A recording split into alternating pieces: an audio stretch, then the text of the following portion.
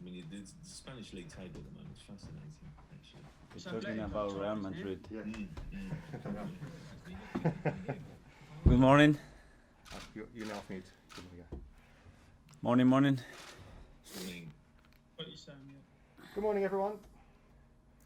Okay, if Bex can just start recording, if we're all in place. Just to let you know, guys, we'll go live with the broadcast section at 11:30 this morning, and then we've got a couple of the UK written media for 10:30 tonight. So if we're all ready, George Cummings from the BBC. Thanks, Dan.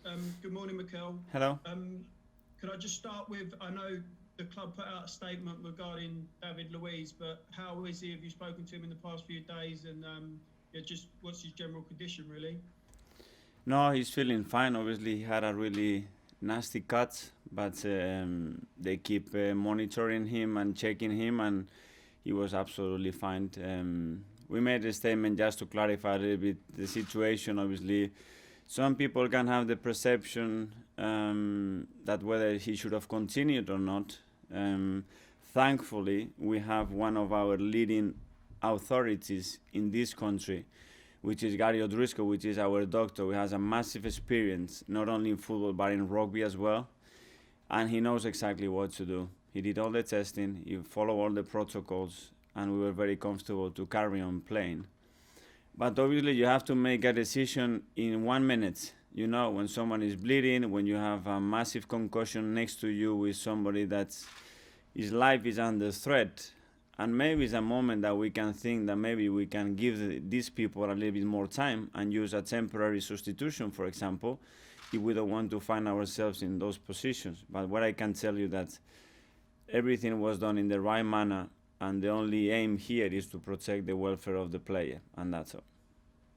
So I know, because I've seen Arsenal have said that you've followed all the protocols. So what you're saying is maybe a concussion substitute would have really helped on Sunday and going forward if that situation happened again? Well, that if you have any doubt at any moment and you need an extra 2 minutes or 5 minutes to check somebody, maybe we can think about that, because obviously you are, after 5 minutes you have to make a decision to find a sub. The player is really pushing you, he's talking about everything. David was constantly asking about Raul. He went to see Raul. He was totally conscious all the time about the situation.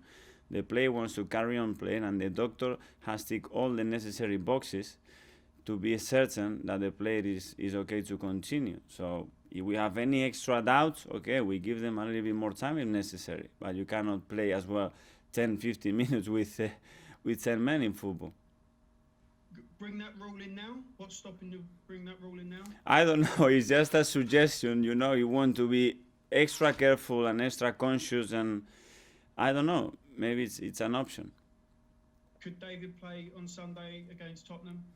I think he will be fit to play if the scar is healing properly and he's comfortable heading the ball. It should not be any problems.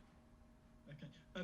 Fans back tomorrow. How excited are you? How excited are the players? It's going to be extraordinary to have them back. It's going to feel strange. The club has done an amazing work to try to facilitate everybody in short notice to be able to attend to the stadium. I'm sure it's going to work really good, and feeling sorry as well for thousands of fans that I'm sure that they can make it and they're not going to be able to be there. Do you think, I know it's only a couple, but do you think possibly in a couple of months you could be looking at maybe 10,000 at the Emirates? Because I know you say Arsenal put a lot of work in. I don't know, the way the pandemic is developing. Before we thought it was only a 2 weeks lockdown. We found ourselves 3-4 months. Who knows how it's going to develop. But what we can do as a club, we will do our maximum. Obviously, that would be ideal for us. Thank you. Good luck tomorrow. Thank you. Thanks, George. Ian Abrahams from TalkSport. Hi, Mikel. How are you? Hi, Ian. Perhaps even better news regarding fans coming back on a bigger scale is we now have a vaccine which will be rolled out from next week in this country. So maybe we can have fans back in sometime in the new year, maybe getting towards the spring of next year. Yes, that would be great. As I said, we are ready to host as many as we possibly can. It's going to depend how the pandemic develops and the new measurements when we start to open things up a little bit, see how people react to that, but hopefully we can do that. Sunday was a difficult day, obviously, regarding Raul Jimenez and David Luiz, but also it was another defeat. How worried are you about the team's lack of form right now? Well, I'm really worried with the results and the margins with that we are losing games, because when we analyze the games afterwards, why we are losing these football games when they are so tight, there is a reason that sometimes you win it and sometimes you lose it, but we need to recover that. Sometimes it's a lack of confidence in certain moments. The goals we conceded as well probably is not our standards, and then obviously the goals that we need to score to win football matches more consistently. And when you compare what Wolves did and what we did in a normal scenario, we should not lose that game. When you look on paper at the forward players, the attacking players you have, lack of goals should never be a problem. Yet it is this season. I mean, I think you're averaging a goal a game almost in the Premier League, but everybody else seems to be scoring so many more. Can you understand why that's happening, or is it even a bit perplexing for you? Well, there are many factors. You compare the Premier League with Europa, it's been different. But as well, if you look in the last few years, how the team has shared the goals in the Premier League, it's been quite limited. And that's not an issue that is happening now, it's an issue that is happening for years. And that has to be resolved. So to put almost 80% of that responsibility to one man is not fair. And as a team, we have to resolve that. We're getting into a lot of situations. Sometimes the service is not right, sometimes the timing is not right, sometimes the lax execution is not right. But as a team as well, there are certain things that we have to do better. But again, it's coming from a long way. We've been winning matches, producing similar numbers, but very, very efficient. And that sometimes is a state of energy, a state of mind, a state of confidence that you are doing everything right. When it gets the moment, boom, you hit it, and that ball doesn't go in the post. Or if it goes in the post, it goes in. And that's the difference. And that's football at the end is about the cohesion and the energy and belief of a team. And when you lose games, that gets touched. And that's as well one of the beauties of this sport and how you react against that adversity. Finally, from me, how you used to play, and you'd probably played in teams whereby the striker was dominant. I mean, Thierry Henry was dominant at Arsenal, and he scored the goals. How can you spread these goals around? Because if it doesn't start happening soon, you're going to lose touch with the top six in the Premier League, and then when the fans do come back, the season will be not effectively over, but it'll be difficult for you to recover. I never think about the future in a negative way, Ian. I try to work as hard as possibly can to believe that it's going to get changed tomorrow. I think it's the first time in the Premier League that we put 33 crosses. I'm telling you, if we do that more consistently, we're going to score more goals. If we put the bodies that we had in certain moments in the game in that box, it's maths, pure maths, and it will happen. It's how consistently we can do that with what level of quality. So there we are. We'll keep trying, don't worry. Cheers, Mikel. Good luck tomorrow. Thank you. Thanks, Ian. A few questions from Austrian media now. Do we have Alexander Huber on, please? Alexander Huber, do you have a question? Hello, one question to Mr. Arteta. What do you expect from Rapid different to the first game in Vienna?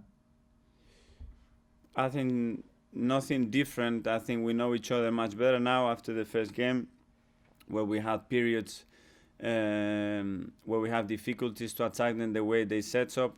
I saw a really committed team, really going into every challenge, really focused. They were hard to beat. They went ahead as well after we conceded a goal, and the team had a really good reaction after that. So they need to win, and I'm expecting that they come here with the aim to make it difficult and come here trying to win the game again. Thank you. Okay, Thank we you. now move to Rainer Bortenschlager. Hi, hello. Of course, everyone is talking about the Tottenham game more because the Tottenham game is more important. How serious do you take the game tomorrow? And which, of course, you won't say that the starting 11, but is it a chance to gain self-confidence tomorrow? What's the goal from Arsenal for tomorrow? We Because face it's every not very game important. with the respect and the necessity as well that we have at the moment.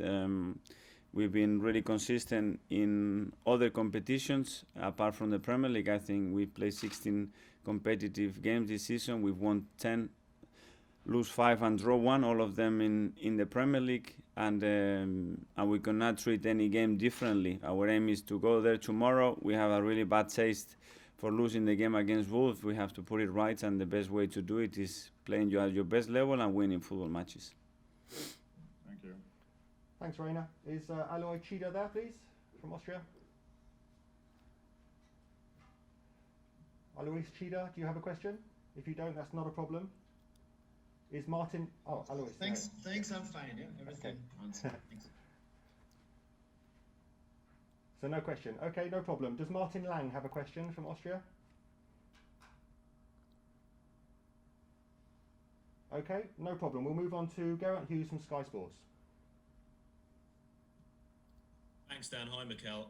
Hello. If I could just bring you back to the questions that George was asking you at the beginning. You mentioned there Gary O'Driscoll.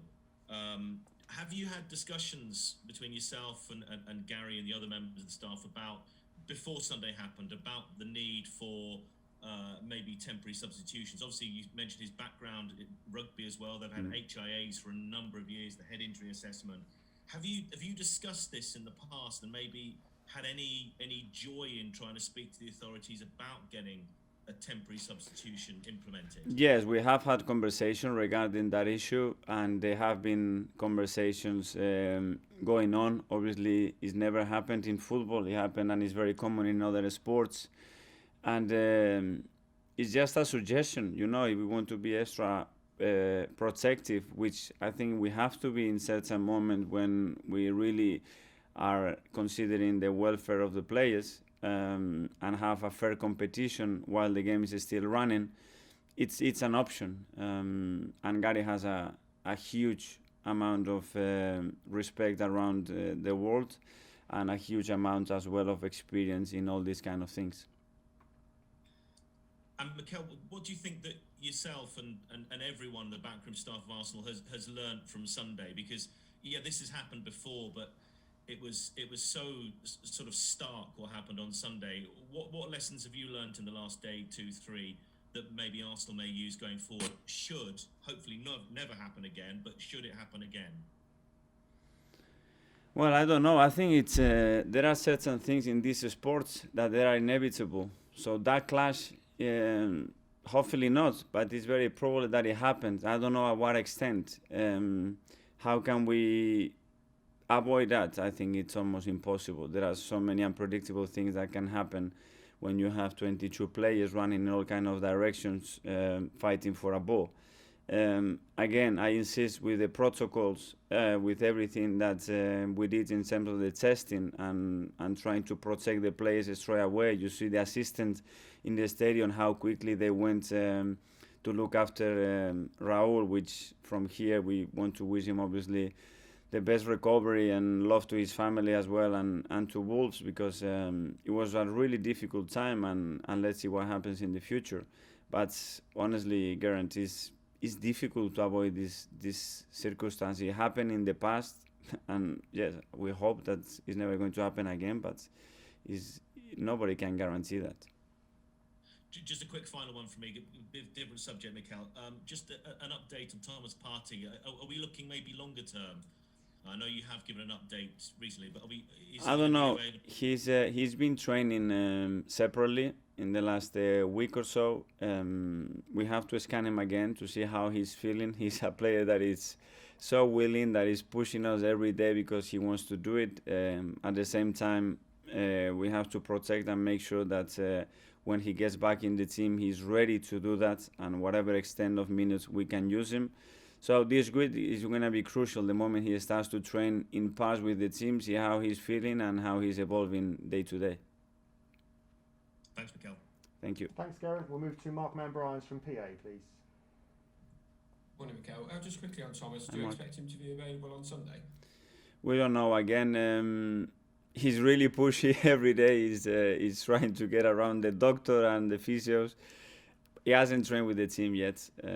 So let's see if this week he can get a session or two, assess him. We need to scan him again to see the extent of the injury, how he's healed. And I know if he's Thomas, he wants to play tomorrow. And then we have to see, like, medically that he's safe to have or participate this week at all. Tomorrow's a game where Arsenal have very little to play for, and you would be forgiven for playing a much changed team. But with fans being back for the first time in 9 months, do you feel more obliged to name a stronger team? Well, I think honestly, the names at the end of the day, we're gonna play players that we believe that can perform at the level that is required in this competition. Obviously, we have a massive game on Sunday, but we need to get back from the defeat as well, and it's important, and not just for respect of the fans that they're gonna be here, but for the club that we represent, that we put a really good performance, and we have to win the game. Callum Chambers is now fit, having played just once, I think, since you took over last year. Is he in contention to play tomorrow at all? Well, he's evolving really good. He's played some minutes with the under-23s in recent weeks. It's been a long injury. You know that injury takes a long time to get your body, your biomechanics completely natural to compete. But I would say that now he's very close to returning to play. How impressed have you been with his recovery? And obviously, you actually played alongside him at one point.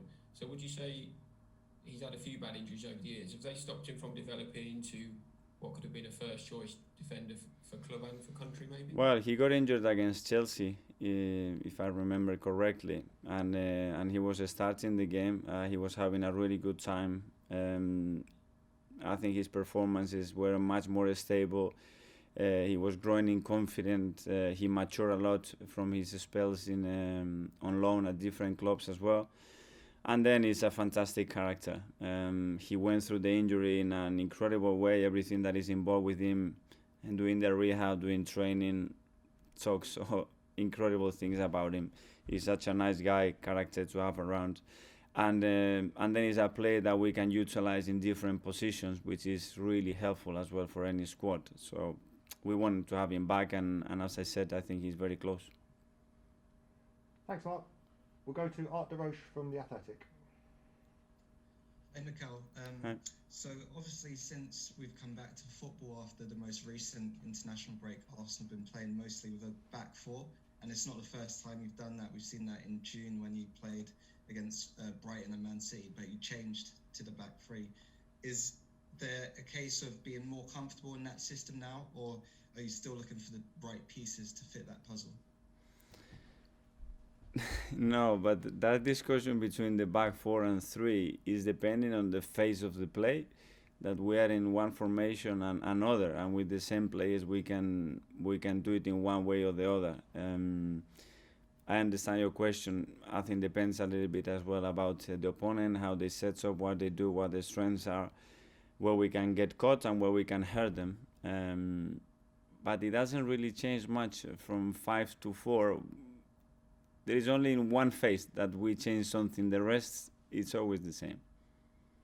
So with players like Callum Chambers that you just mentioned that are able to play in those different positions, so maybe Bukayo Saka coming inside from those left areas, does that help even more with your plans for maybe switching between a 4 and a 5 at different phases in the game? Yeah, it gives you some adaptability, because even Callum playing in a back four as a right back, if you want to use him after in a back three to do certain things, he's very comfortable in that area.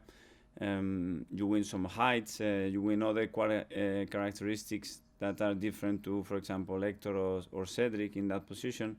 Yeah, at the end, depend on the players. The players have to be in position and they are comfortable, they can fill in, and they can give you the maximum performance.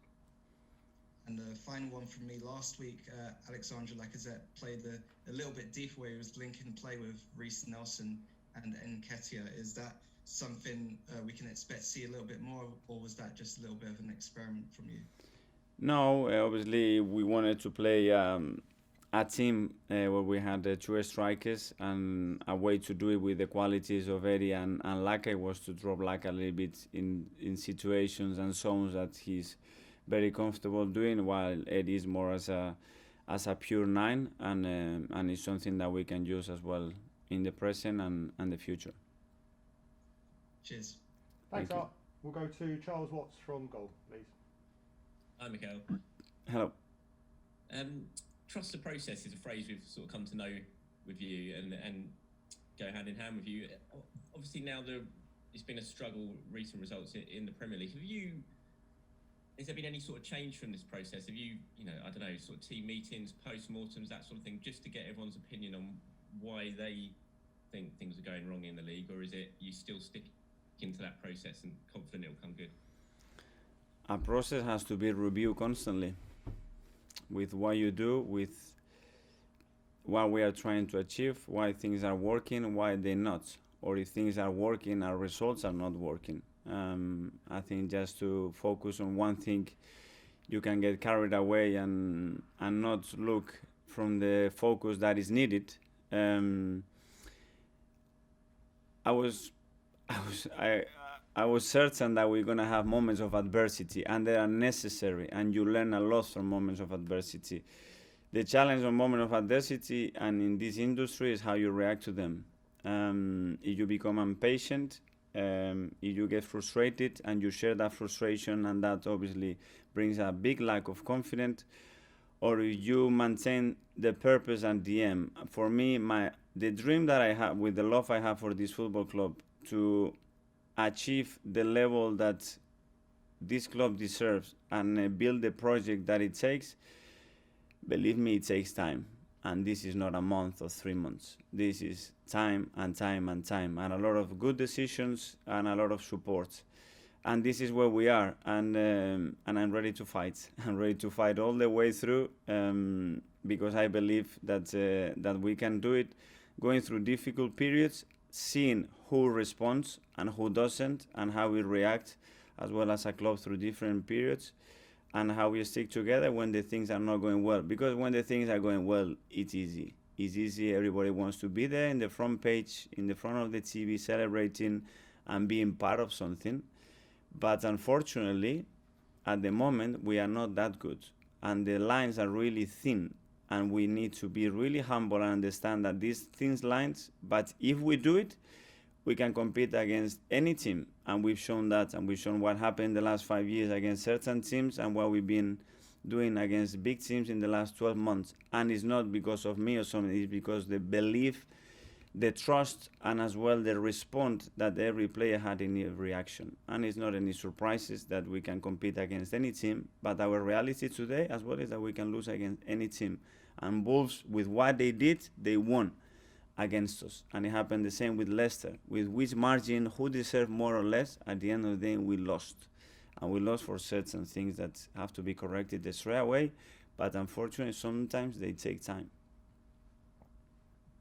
We've heard that Gabby Martinelli could be back playing this month, potentially for the under-23s.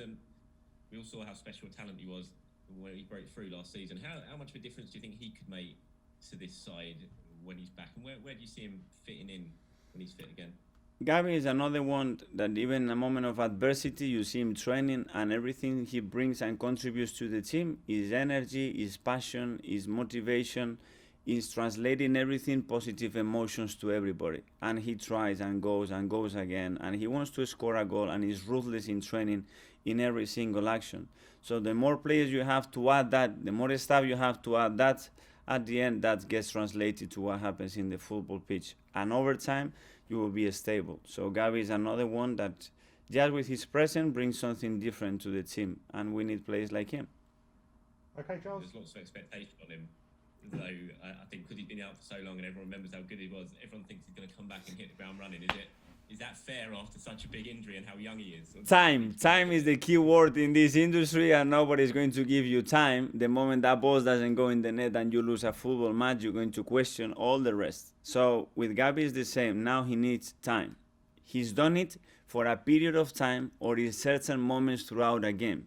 consistently for 3 years, for 2 years, for a year. He's never done it. I'm sorry. He's never done it. So we cannot put that pressure on him. It's like with Bukayo, with a lot of young players that we have. They never done it in this career. Why are you expecting to do it today? And in which environment? In which context? So patient, but is he a positive guy to be back on the team? Yes, because he's such a character as well.